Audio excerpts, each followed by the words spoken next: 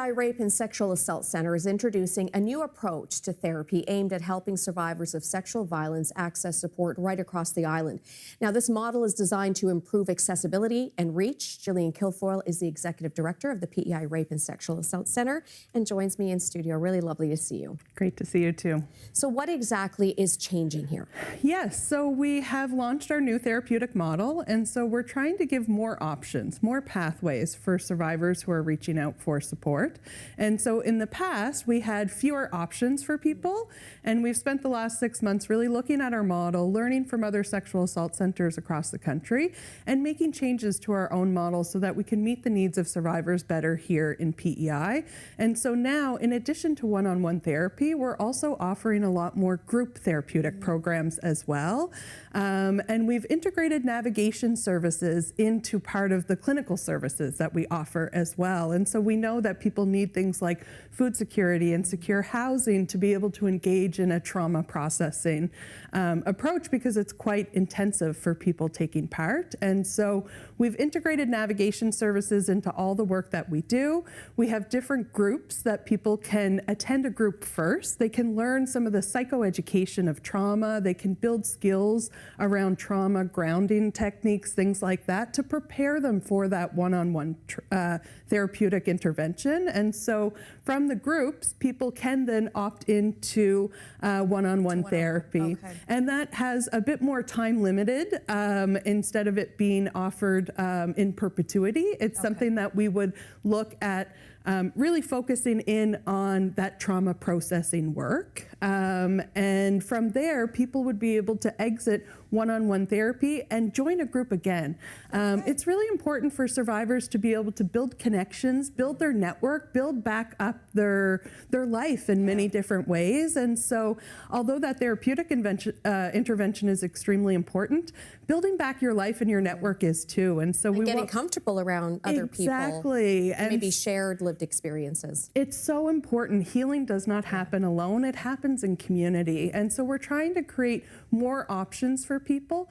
Every survivor's experience is different. And so it's not that everyone will go from group to individual back to group. People can really self-refer and they can choose with their clinician what is the best intervention for them at any point in time. So it's really meeting people where they're at and what their needs are. Absolutely. We're trying to meet people where they're at, offer more diversified services and a more holistic approach too. And so the one-on-one therapy is very important, but what we saw with the old model was that there wasn't a way to bring new clients into the center as quickly as we needed. And so this approach will give people more options, but will also give a pathway for exiting the center too when that therapeutic process is wrapping up as well. And so people can always come back to the center. It's not that you can only go through this process once and never again. We know that healing is not linear. We know that people often can be triggered by things happening. We all saw the hockey trial this year where, you know, things come up. And so we're always there,